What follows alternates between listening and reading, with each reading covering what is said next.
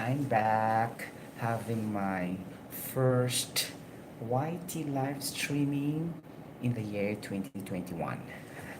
Today is January 11, 2021. So, my safety topic for this moment in time is all about safety orientation and safety induction. Okay, so why this safety orientation and safety induction is very important? Okay, so the answer is very practical.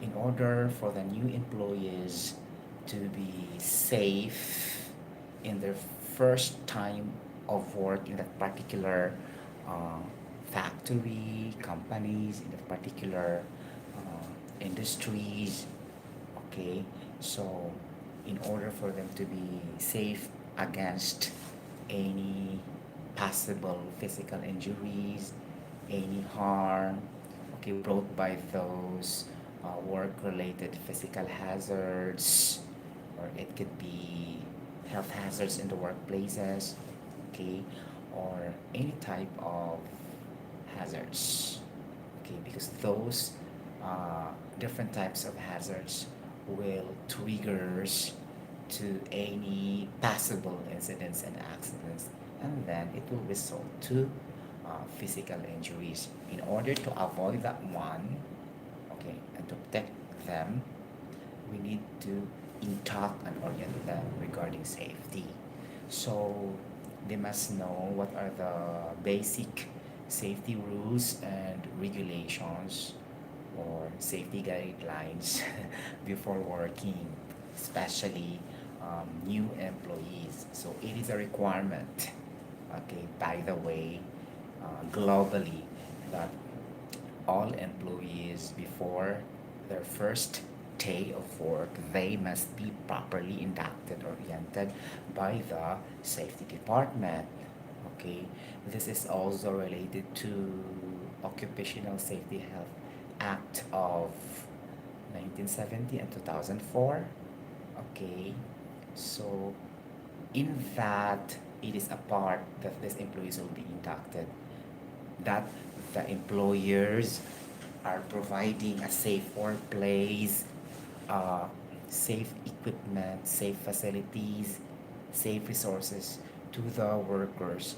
Then, in order that to satisfy the safety requirements, okay, then the employees must be uh, safe before doing their job. So, in order for them to be safe, they must have safety knowledge on safety rules, safety guidelines, and and any safety basic requirements. Okay, because this is the employer, okay, and this is the employee. Okay, they have a relationship with each other, complementary relationship with each other, and they have their complementary responsibilities, mutual responsibilities with each other. This employer will provide a safe workplace, safe plant equipment, safe resources, safe work environment, or any kinds of safe resources in order these employees to be safe during their actual job commencement at site or any scope of work at site.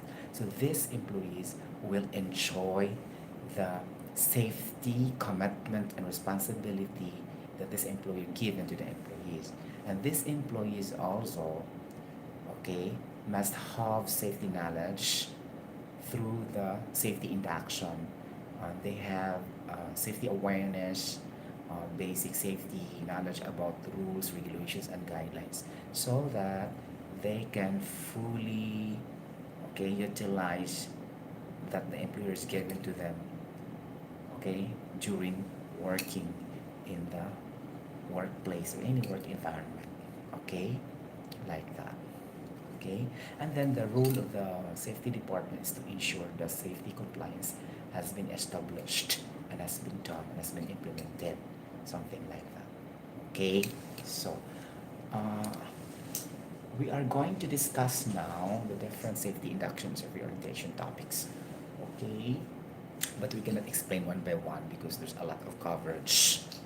But the most content of this safety induction are talking about the mandatory PPE requirements, that before you enter the company, the plant, or any factory, you should wear the complete mandatory PPE, the helmet, the safety gloves, the safety shoes, okay, like that, okay.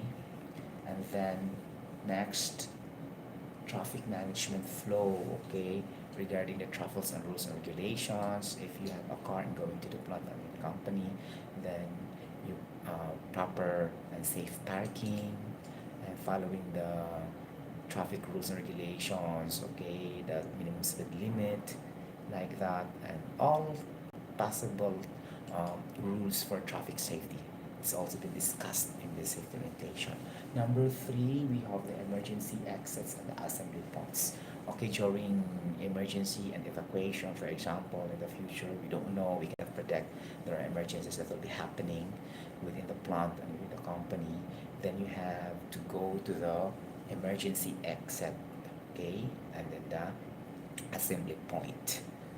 Okay, so it is expected that all buildings must have emergency exit, a minimum of two. Okay, then during emergencies, you will be able to leave the work area, remove all the power sources, like that, and walk calmly, do not panic, okay, and go to the safe assembly points and wait for further instructions, whether the emergency are expanding or the emergency has been cleared out. And then, if cleared out, go back to the workplace, like that, okay? So that is for emergency and assembly points. So designated smoking area for those smokers. So we have designated smoking area in different buildings or in the plant process area. Then we have to follow like that. So any violations to smoking in different areas, not in designated area, then you will be penalized. So the safety department will issue a warning letter for that. Okay.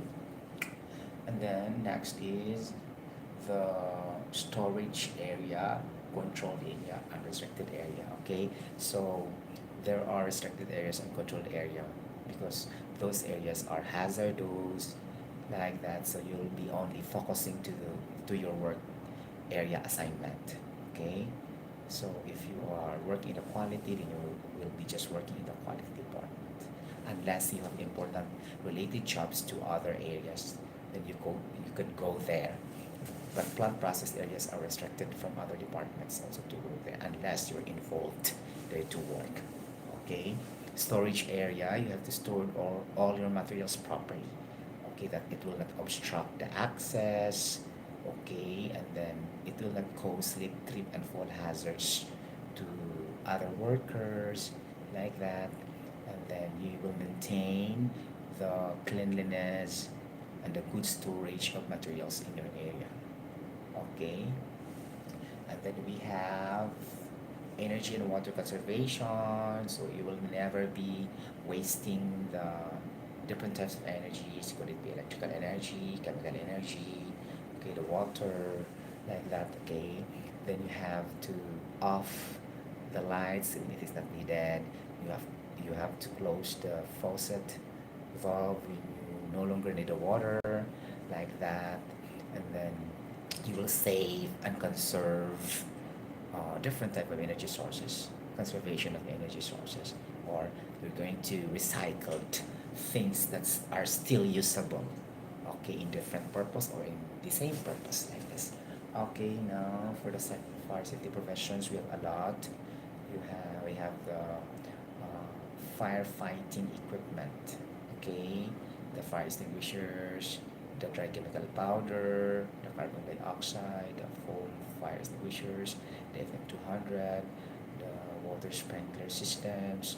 We have also the fire hydrant system, like that. So that would be our fire safety profession. Then it must be properly inspected regularly by the safety department also and by the end user. Okay, so that we can protect its reliability and its functionality when fire emergency will occur, so we can use it properly. So all must be properly inspected and good condition. Okay, so that is a part of fire prevention safety. Okay, or fire safety professions. Okay, and then we have workplace safety monitoring and safety inspection. Okay, so it doesn't mean that you belong to the safety department, you will be the one to conduct the safety inspection. Okay, all departments belong from other departments must conduct also their own safety inspection, their hazards identification. It could be written or not written before they start the job. That's why they will obtain a permit to work system, because they have to identify the hazards so that they can establish and apply the safety control measures before doing the job, right? So it is best to make it organized. That's why you need to conduct a hazards identification and any type of actual safety observations in your area. Even if you are not a safety officer or you are not a safety personnel, you have the right to do that. Okay, because as per OSHA's Act of 1970, so you have the right to know the health and safety matters, you have the right to know the hazards in the workplace, you have the right to participate in keeping the workplace safe, and then you have the right to participate in decisions that could affect your health and safety and the health and safety of others. And you have also the right to refuse unsafe works and work that could affect the health and safety of yourself and to others. So that are three fundamental basic safety rights as per OSHA's Act of 1970 and 2004, like that. So in that, of course, you need to conduct workplace safety inspection and monitoring. Okay, so because we could not memorize all the dangers, the hazards of a particular area. So to make it organized, you have to list in a piece of the paper or any forms you'll be able to use. You can ask guidance also by the safety department to use the standard format of inspection, and you can have your own, because you are not really obliged and mandatory to do that. So it's part of your job only to do that, because your people must be safe before starting the work, and it can protect your workplace and protect the people against any injuries. Okay, like that. Use proper walkways and roads. Of course, you need to choose the proper road, pathway, walkways, and never do the shortcut method. Because if you will use the shortcut method, sometimes, not really sometimes, in the future, it can cause any potential incidents and accidents. Okay, and then we have the participation of employees in the toolbox meeting, TBTs, safety trainings. Okay, so the safety department has its own training plan, and the training schedule will be announced or disseminated through emailing system or through posting in the HSE notice board. Then all departments must be alerted if there are relevant safety trainings that the safety department to be conducted. Okay, that is really required to each department. Okay, or uh, safety training topics that are very important based on the previous incidents and accidents that are happening in a particular department, that we need to prevent that one to happen again. Okay, so we can also have a safety training like that. Okay, it depends on the situation, but there are also safety trainings that are very essential. Okay, and should be conducted. Okay, in all people.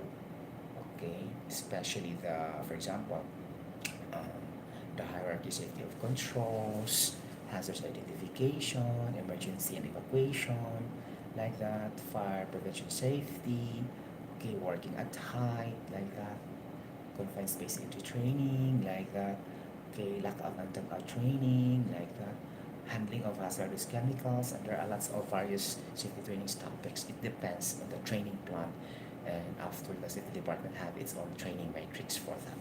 Okay, now we have yes, the work stoppage and the issuance of safety violation notices, warning letters, and non-conformance. Okay, if you commit mistakes or safety violations, you will be issued a safety violation notices or a warning letter for the particular safety violations you have done, okay? And then if you are breaking the safety methodology and safe work practices or safe system of work you are not following, then you will be issued a non-conformance report. Okay, non-conformance report issuance will be based more on the how the task and job carried out, on the methodology and the procedure, how you perform the job.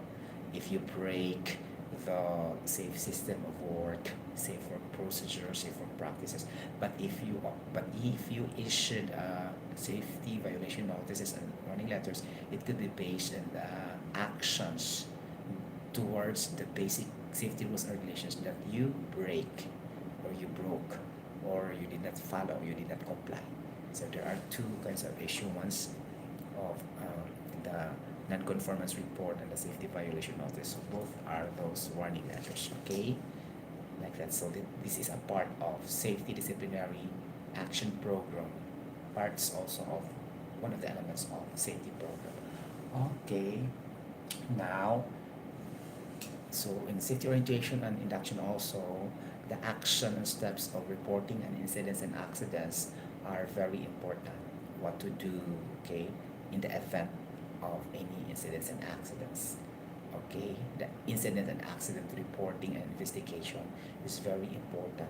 So all employees are really encouraged and mandatory to report any incident and accident they see or they saw in their workplaces, and it should be reported immediately as quick as possible for the actual investigation to be more reliable and to come up with a final report to establish the real root causes so that we can learn a lesson and have a preventive measures or corrective measures that those accidents will not happening again, or we can prevent from recurring, something like that. So we learn a lessons out of that.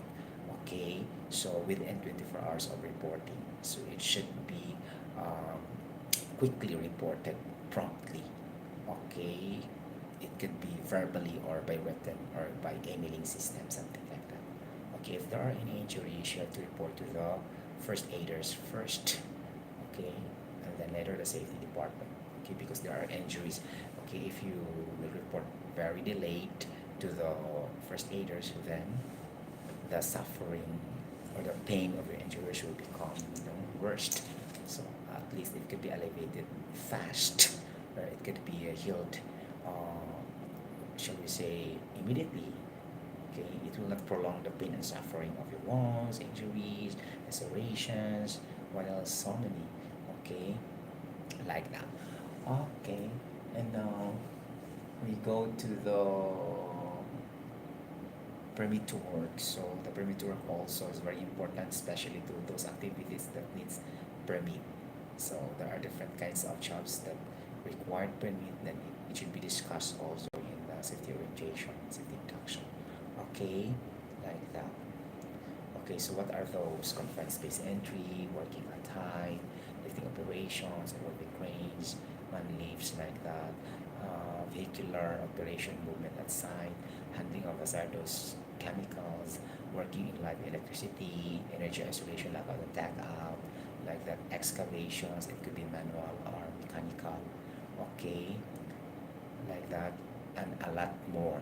Okay, so you can proceed the job without the permit to work, because the permit to work had been uh, implemented because it has safety control measures after you identify the various hazards in your workplaces.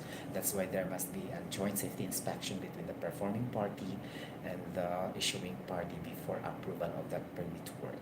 Okay, so it's very important. So it can really help to prevent any potential accidents and incidents that will be happening. So that is proactive approach, and it is one of the accident prevention tools. Okay, like what else? Okay, the manual handling, the mechanical handling also is being discussed. The proper way of manual handling, mechanical handling. So when to use mechanical equipment in doing the mechanical handling, and what is really required for that. So you can handle materials in manual handling safely, by doing it two or more people like that, and there's a certain minimum requirement of capacity and weight if it is really a manual handling, it's mechanical handling. So it's been discussed also there in safety orientation and safety induction. Okay, but by common sense, if it is now very heavy, the capacity based on the say 14 load, then we have to use the mechanical handling. Okay, like that.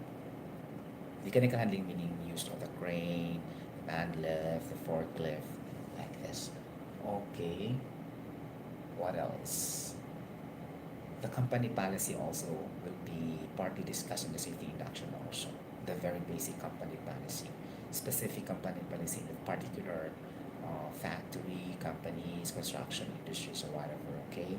So that they will be guided accordingly to work properly and safely, something like that. Okay, the wastes disposal, storage, and management is very important also.